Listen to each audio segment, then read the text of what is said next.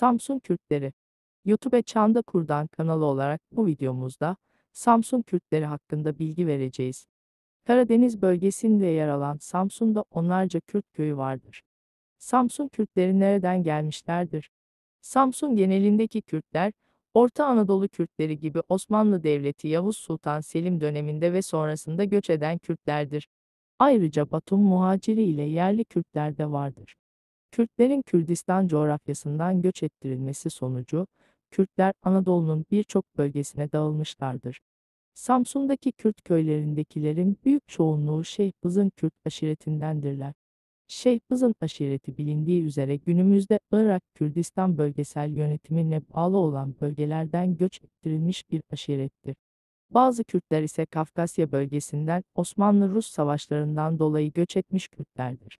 Az sayıda yerli Kürtlerin yanı sıra çeşitli sebeplerden dolayı Samsun'a göç etmiş Kürtler de bulunmaktadır.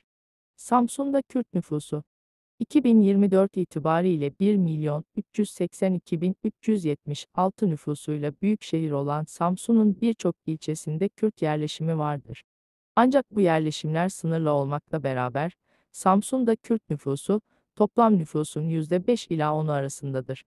19 Mayıs Kürtleri 19 Mayıs ilçesinde bazı Kürt köyleri vardır. Bunlar, Engiz yani Ballıca, Dereköy ve Erenköy. 19 Mayıs ilçesinde Batum muhaciri Kürtler bulunmaktadır. Bafra ilçesinde Kürt köyleri, Aktekke, Dede Dağı, Koşu, Yeşilyazı yani Kürtler Köyü ve Doğanca yani Hacı Ömer. Çarşamba ilçesinde Kürt köyleri, Kürtlü Köyü, şimdi ismi Kemer yapılmış ve Arımköseli yani Köseli. Havza ilçesi Kürt köyleri, Alahu, şimdi Paşapınarı yapılmış.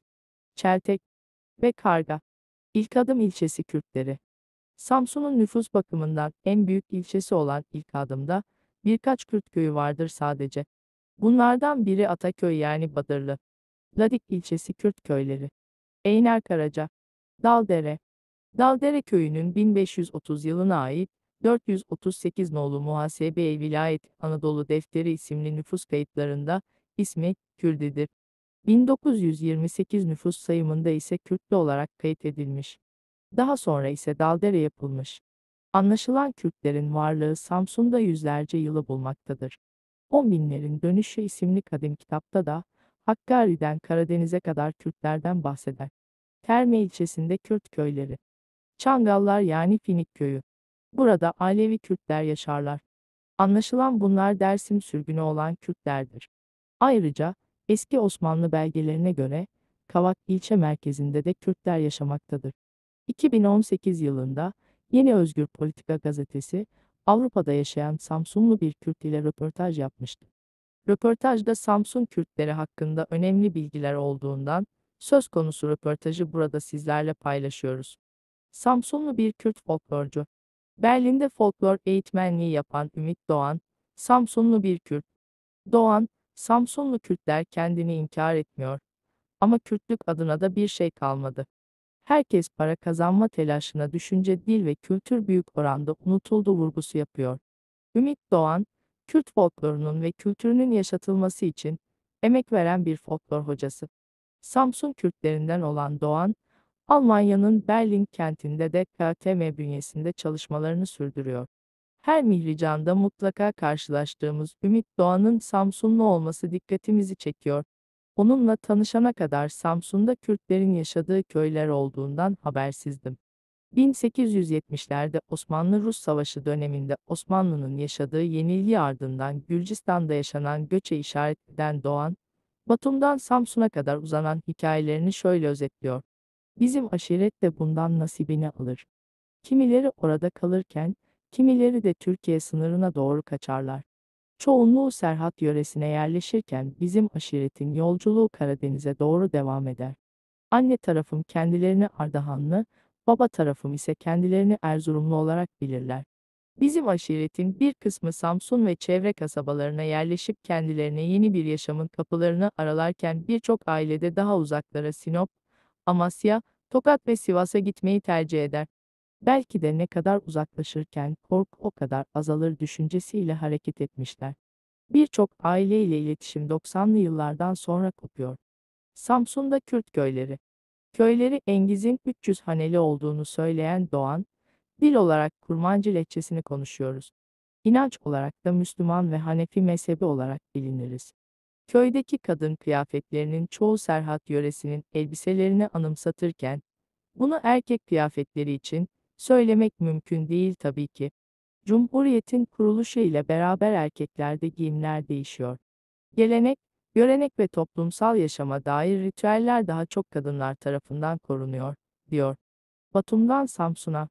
Samsun ve kasabalarında yaklaşık olarak 12 ila 13 Kürt köyü olduğunu aktaran Doğan, şöyle devam ediyor. En kalabalık olan bizim köyümüzdür.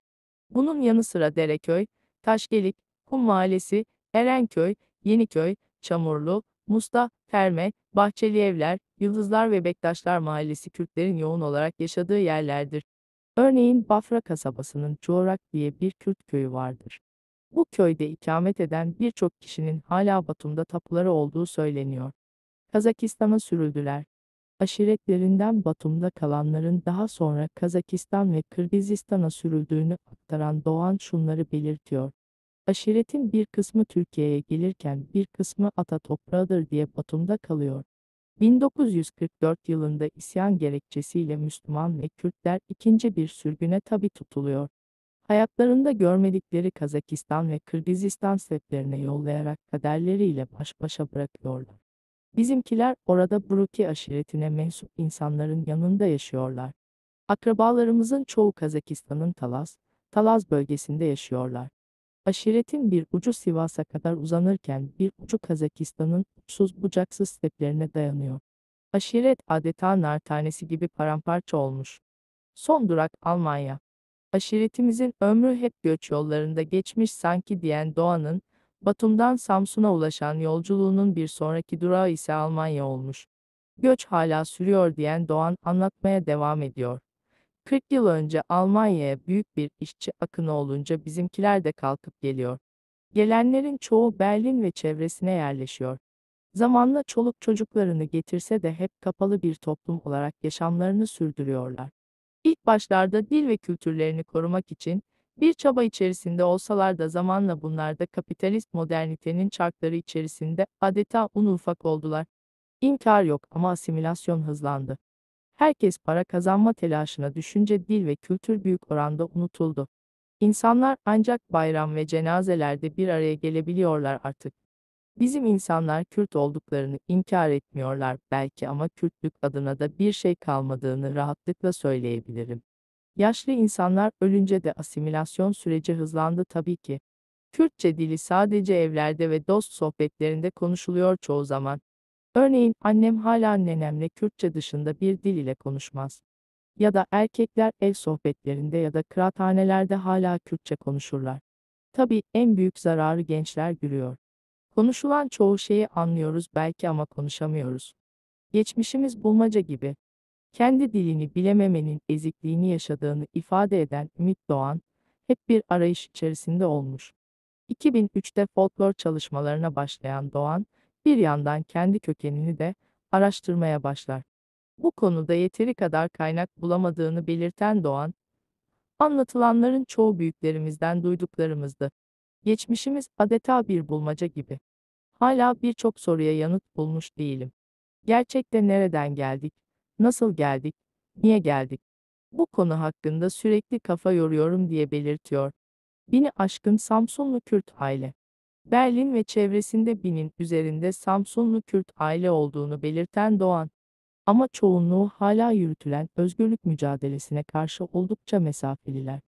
Dediğim gibi herkes daha fazla para kazanma telaşında. Çocukları ve gençleri asimile olmuş, kimsenin umurunda değil, sanki diyerek tepkisini dile getiriyor. Berlin'de KTM'de folklor hocası. Berlin'de KTM bünyesinde karma ve kadın ekiplerinin folklor hocalığını yapmayı sürdüren Doğan, 2003 yılından beri halk oyunlarında aktif. 2007 yılından bu yana da ders veriyor. Mehmet Zahit Ekinci, Yeni Özgür Politika Gazetesi. Bu tür çalışmalarımızın sürebilmesi için Çanda Kurdan kanalını süper teşekkür ve katıl bölümleriyle destekleyin. Her nerede olursanız olun, Çocuklarınızla ana dilinizde konuşun, dilinizi, tarihinizi unutturmayın. Esen kalın. İzlediğiniz için teşekkür ederim.